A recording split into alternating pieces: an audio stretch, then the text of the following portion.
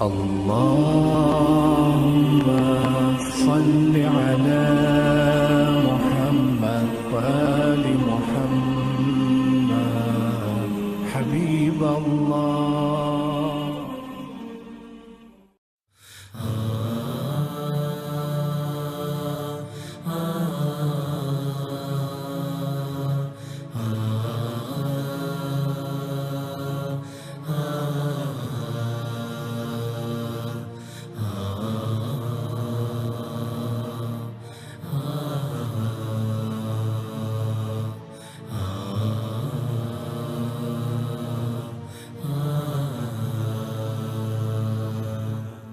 غریبی غربت شام و یمن نیست، غریبی دوری از شهر و وطن نیست، غریبی کنج لحد و زیر خاک است که آنجا جز من و اعمال من نیست، که آنجا جز من و اعمال من نیست، که آنجا جز من و اعمال من نیست. ز ثروت سرکش و مغرور و مستیم، دل خود را به دنیا سخت بستیم، به ظاهر اسم ما باشد مسلمان، ولی پول و درم را می پرستیم، ولی پول و درم را می پرستیم.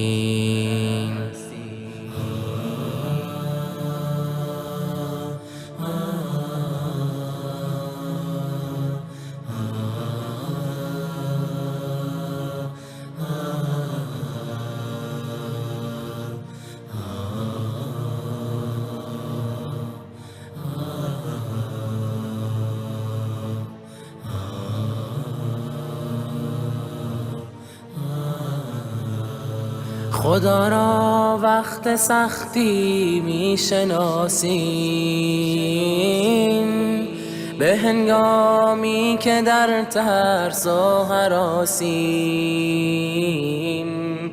چو سختی و مصیبت برطرف شد، خدا را غافلیم و ناسپاسیم،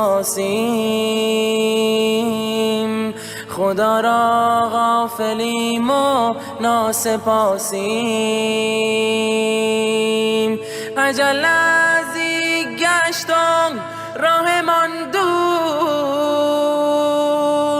اجل را نیست مانع ثروت و زور، تو خود را از درون پاکیزه گردان، که خواهد رفت زودی بوی کافور، که خواهد رفت زودی بوی کافور. دم آخر که وقت رفتن ما، جدایی از زن و فرزند و دنیا، زمان غربت است و ترس و وحشت. انا لله و انا الیه راجعون. زمان خواب روی شانه راست، زمان خواب روی شانه راست. به زیر خاک و گل یا رب چه سازم، به سوی تو آستین دست نیازم،